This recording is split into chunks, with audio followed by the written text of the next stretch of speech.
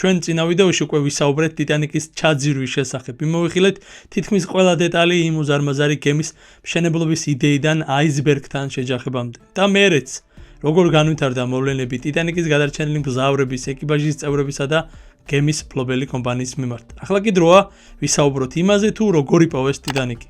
ვიდეოს დაწყებამდე არ დაგავიწყდეს არხის გამოწერა და ვიდეოს მოწონება.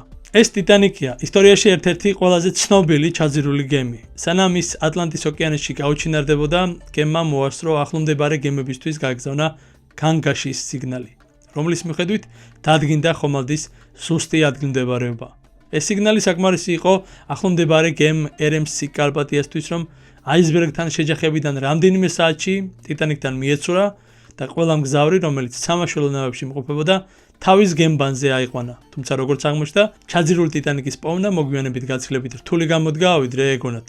მის მოძებნას 70 წლის განმავლობაში უამრავი წარუმატებელი მცდელობა და მრავალი ტექნოლოგიური მიღწევა დასჭირდა. თუ კარპატიამ შეძლო ტიტანიკის საბოლოო კოორდინატებთან ახლოს გადარჩენილებთან მისვლა, რატომ იყო ჩაძირული გემის პოვნა ასეთი რთული? საქმე ის არის, რომ როდესაც გემი დაიშალა, ტიტანიკის სწორ ხაზზე უნდა დარჩაძირულა. არც იდეალურად დაშვებულა ერთ ადგილას, ის გადაადგილდა და დინებებმა გემის ნაწილები იმ ადგილიდან გაცილებით შორს წაიღო, ვიდრე თავდაპირველად ჩაიძირა. როდესაც ჩაძირული გემი ზღვის ფსკერს დაეჯახა, ის კილომეტრებით იყო დაშორებული იმ ადგილიდან, საიდანაც ტიტანიკის ეკიპაჟმა განგაშის სიგნალები გააგზავნა. აქ უნდა ვახსენოთ ოკეანის სიღრმეც, უბრალოდ დაფიქრდით ამაზე. ოკეანებში სადღეისო ცნობილი ყველაზე ღრმა წერტილი არის ჩელენჯერის ღრმული, რომელიც სადღაც ფილიპინებთან ახლოს წყნარ ოკეანეში 10928 მეტრ სიღრმეზე მდებარეობს. რაც შეეხება ტიტანიკს, ის ატლანტის ოკეანის ზედაპირიდან თითქმის 3700 მეტრ სიღრმეზე აღმოჩნდა. ამ სივრცეში ევერესტის თითქმის ნახევარი მოთავსდებოდა. შესაბამისად 1912 წლის მსოფლიო ტექნოლოგიებს უბრალოდ არ შეეძლო ისეთი სიღრმეების გამოკვლევა. იმდროინდელი საძიებო მცდელობები წარუმატებლობისთვის იყო განცირული, რადგან ისინი არა მხოლოდ ნემს ეძებდნენ თივის გროვაში, არამედ ცდილობდნენ ეპოვათ მოძრავი ნემსი ატლანტის ოკეანის ზომის თივის გროვაში, თან მხოლოდ თივის გროვის ზედა ნახევრის შემოწმების შესაძლებლობა ჰქონდათ. თუმცა დრო მიდიოდა და ტექნოლოგიები წინ მიიწევდა. ტიტანიკის პოვნის ოცნება არც არასოდეს გამქრალა, ის უბრალოდ შესაფერის მომენტს ელოდა. მეორე მსოფლიო ომი დაიწყო და ახალი ტექნოლოგიები, კერძოდ სონარი, ზღვის შესწავლას იწყებდა. განმარტებისთვის, სონარი ბგერის არეკლით წყალქვეშ სხვადასხვა ობიექტების აღმოსაჩენის სისტემაა. ტიტანიკის პოვნის პირველი სერიოზული მცდელობა 1953 წლის ივლისში კომპანია Risden Bisley Limited-ის მიერ განხორციელდა და არ დაიჯერებთ რას სცადეს. დინამიტი, კი. მათი იდეა თეორიულად მარტივი იყო, წყალში კონტროლირებადი აფეთქებების სერია უნდა მოეწყოთ. იმედი ჰქონდათ, რომ დარტყმითი ტალღები ოკეანის ფსკერამდე ჩააღწევდა, შემდეგ კი იმ დარტყმითი ტალღების ექოები უკან დაუბრუნდებოდათ, რაც ტიტანიკის მდებარეობას გამოავლინდა. თუმცა მათ იდეას დიდი ხარვეზი ჰქონდა. მაშინ სონარის ტექნოლოგიები ჯერ კიდევ საწყის ეტაპზე იყო და არ შეეძლო ობიექტებსა და ოკეანის ფსკერს შორის განსხვავების გარკვევა. ტექნოლოგია არ იყო საკმარისად ზუსტი, რათა ტიტანიკის მდებარეობის დასადგენად საჭირო სიცხადე განესაზღვრა. ექსპედიცია ჩაიშალა. კომპანიამ ტიტანიკის კვალი ვერ იპოვა და ლეგენდარული გემის აღმოჩენის ოცნება ისევ ოცნებად დარჩა. ამის შემდეგ იყო სხვა მცდელობების, რომლებიც ასევე უშედეგოდ დასრულდა. თითქოს ტიტანიკს არ სურდა ის ეპოვათ. კიდევ 20 წლის შემდეგ ღრმა ზღვის კვლევის ახალი ერა დაიწყო. მასთან ერთად მოვიდა ერთი ადამიანი, რომელიც მიუხედავად იმისა, თუ რა დაბრკოლებები იდგა მის წინ, განებებაზე უარს ამბობდა. მისი სახელი იყო რობერტ ბალარდი. რობერტი იყო ადამიანი, რომელსაც ჰქონდა ერთი ოცნება, ეპოვა ტიტანიკი, მას ჯეროდა უახლოესი ტექნოლოგიების ისეთების, რომლებიც 70-იან წლებში გამოჩნდა. ბალარდი ელოდა შესაფერის მომენტს და მისივე თქმით იდეალური დრო საბოლოოდ დადგა. რობერტის პირველი მნიშვნელოვანი მცდელობა 1977 წელს დაიწყო. ეს მცდელობა $100,000 დაჯდა, მაგრამ ყველაფერი გეგმის მიხედვით არ წარიმართა. ამის შემდეგ მასთან მივიდა ჯეკ გრიმი, ექსცენტრული ექსპედიციების დამფინანსებელი. გრიმი თავგადასავლების მოყვარული იყო და ადრე სწორედ მან დააფინანსა ექსპედიციები ნოეს კიდობნის, ლოხნესის ურჩხულის, ბიგფუტის და ჩრდილოეთ პოლუსზე გიგანტური ხვრელის საპოვნელად, რომელიც ფსევდომეცნიერული ღრმა დედამიწის ჰიპოთეზით იყო ნავარაუდები. გრიმი მდიდარი ნავთობმაგნატი იყო და კარგად აფინანსებდა ტიტანიკის რამდენიმე ექსპედიციას. მან შემოიტანა სონარის ტექნოლოგია, მაგრამ ბალარდისგან განსხვავებით, რომელიც სიზუსტესა და სტრატეგიაზე იყო ფოკუსირებული, გრიმის ექსპედიციები სერიოზული მეცნიერებისა და უცნაური თეატრალურობის ნაზავი იყო. გრიმი არ კმაყოფილდებოდა მხოლოდ სონარის აღჭურვილობის ოკეანის სიღრმეში გაგზავნით. მას ექსპედიციაში მაიმუნის წაყვანა სურდა. არ მოგესმათ, სწორად გაიგეთ მაიმუნი და ექსპედიცია თითქმის გაუქმდა, როდესაც გრიმმა მეცნიერებს თხოვა გამოეყენებინათ მაიმუნი, რომელიც გაწვრთნილი იყო და შეძლებდა რუკაზე ტიტანიკის მდებარეობის აღმოჩენას. მეცნიერებმა გრიმს ულტიმატუმი წაუყენეს, ან ჩვენ, ან მაიმუნი. გრიმმა მაიმუნი ამჯობინა, მაგრამ არც მეცნიერების წაყვანაზე უთქვამს უარი. ეს არ იყო მხოლოდ სამეცნიერო ექსპედიცია, ეს იყო სანახაობა, სადაც გრიმმა რეალური ნამსხვრევების ადგილმდებარეობის პოვნაც კი მოახერხა, მაგრამ არც ერთი მათგანი არ აღმოჩნდა ტიტანიკი. გრიმმა გემის პოვნა კიდევ ორჯერცა და ორივეჯერ უშედეგოდ. თუმცა ჰარისისა და გრიმის ექსპედიციები ტიტანიკის ჩაძირვის არეალისთვის საკმაოდ დეტალური რუკების შექმნით ხასიათდება. 1980-იანი წლების დადგომასთან ერთად ცხადი გახდა, რომ ტიტანიკის საპოვნელად მხოლოდ ფულის ხარჯვა საკმარისი არ იყო.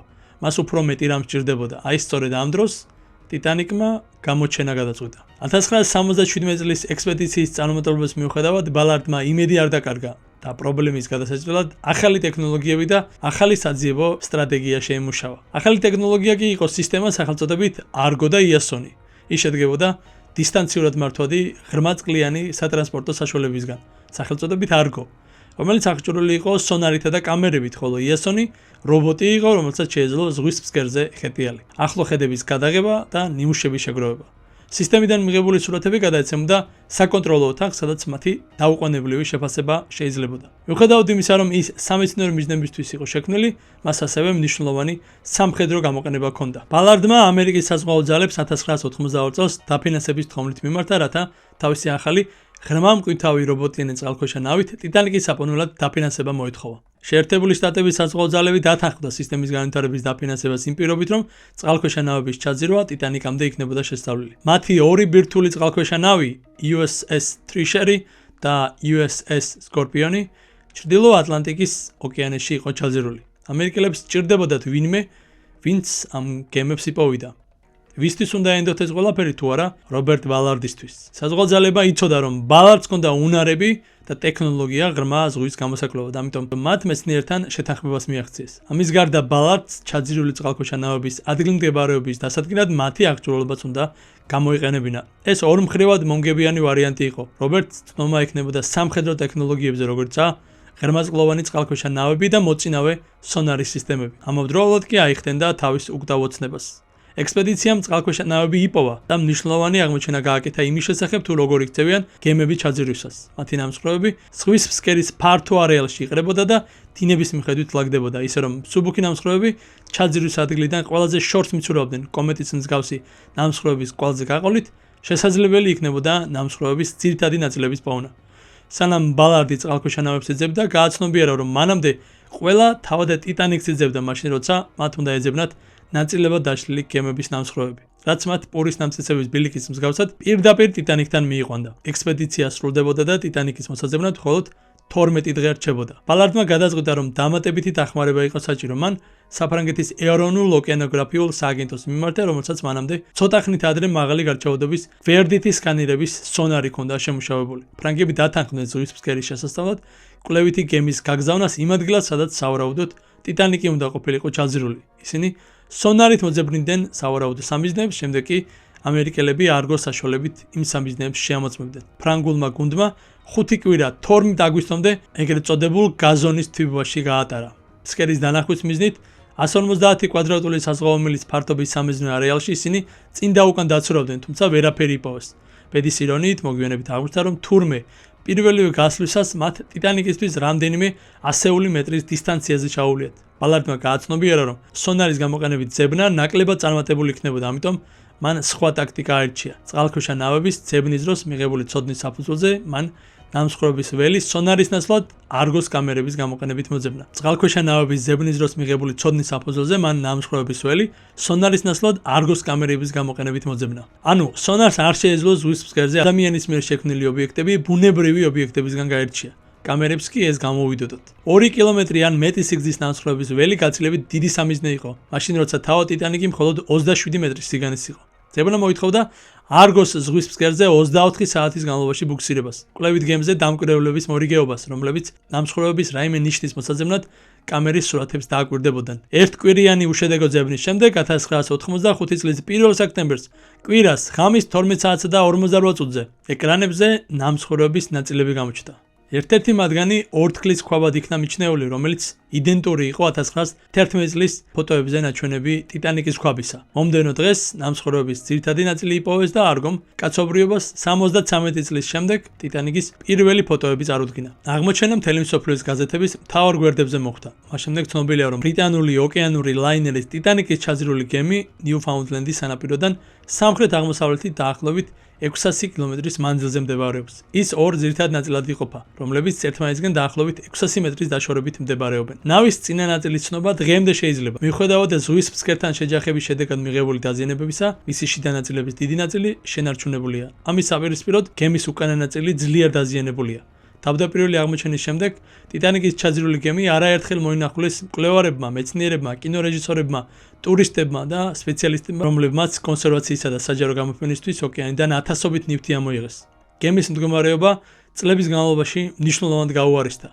ჩაძირული გემის ამოსაყვანად მრავალი სქემა იქნა შემოთავაზებული. მათ შორის მისი პინგ-პონგის ბურთებით შევსება, 180,000 ტონა გამდნარი ცვილის, ანუ ვაზელინის ჩასხმა, რათა ის ზედაპირზე ამოსულიყო. იყო ტიტანიკის ნეილონის ბუშტების გაბერვით ამოწევის იდეაც, რომელიც მაშინ ჩაიშალა, როცა გაარკვიეს, რომ ვერ გადაჭრიდნენ ბუშტების გაბერვის პრობლემას წყლის ქვეშ. ჩავარდა იდეა პინგ-პონგის ბურთებზეც, რადგან იმ სიღრმეზე არსებული წყლის ქვეშ აწნევის გამო ბურთები დაიმსხვრეოდა. ხოლო მისი მსგავსი იდეა, რომელიც ბენთოსის მინის სფეროების გამოყენებას ეხებოდა, მაშინ ჩაიშალა, როცა გაირკვა, რომ საჭირო სფეროების ღირებულება $238 მილიონ მეტი იქნებოდა. ერთმა ინგლისელმა არტურ ჰიკმა წამოაყენა ტიტანიკის აისბერგში მოქცევის იდეა, რაც ჩაძირული გემის გარშემო წყლის აზოტით გაყინვას გულისხმობდა. გემის ზედაპირზე ამოტივტივდებოდა და მისი ნაპირამდე ბუქსირებით გატანა იქნებოდა შესაძლებელი. გემის ნარჩენების ამოსატანად არც ერთი გეგმა არ განხორციელებულა. ყველა მათგანი ჩავარდა მათი მცდელობების უზარმაზარი ხარჯების, შემოთავაზებული მეთოდების არაპრაქტიკულობის, გემის უზარმაზარ სიღრმეზე ჩაძირვის ან სამივეს ერთად არსებობის გამო. რაც მთავარია, ოკეანის ფსკერზე 100 წელზე მეტი ხნის შემდეგ ჩაძირული ტიტანიკი ძალიან მყიფეა და ის იუნესკოს კონვენციით არის დაცული. აკრძალულია ჩაძირული გემისა და მისი არტეფაქტების ძარცვა და კომერციული ექსპლუატაცია. წლების განმავლობაში წყლის ქვეშ ტიტანიკის დათვალიერებისა და კვლევისთვის ტექნოლოგიები იხვეწება. მას შემდეგ, რაც ბალარდმა და მისმა გუნდმა ტიტანიკი იპოვა, გემის სანახავად ატლანტის ოკეანის სიღრმეში უამრავი მისია ჩავიდა. თუმცა, ვერც ერთი იქნება 1985 წლის 1 სექტემბრის მსგავსი. იმ დღეს ბალარდმა და მისმა გუნდმა მე-20 საუკუნის ერთ-ერთი უდიდესი საიდუმლო ამოხსნა. და იმ დღის მერე კითხვა მხოლოდ ის იყო, რა უნდა იყოთ ტიტანიკისთვის. ხელუხლებლად დაეტოვებინა და ზღვის ფსკერზე თუ უმჯობესი იქნებოდა მუზეუმში შენახულიყო მომავალი თაობებისთვის, რათა კაცობრიობას არაზრუს დაევიწყებინა ისტორიაში ყველაზე დასამახსოვრებელი გემი. და შენ რას ფიქრობ? ტიტანიკზე საუბარს ჩვენ სხვა ვიდეოში გავაგზავნებთ. მანამდე კი გამოიწერე არხი და დააჭირე ზარის ღილაკს, რათა არ გამოგჭეს მომდევნო ვიდეოები.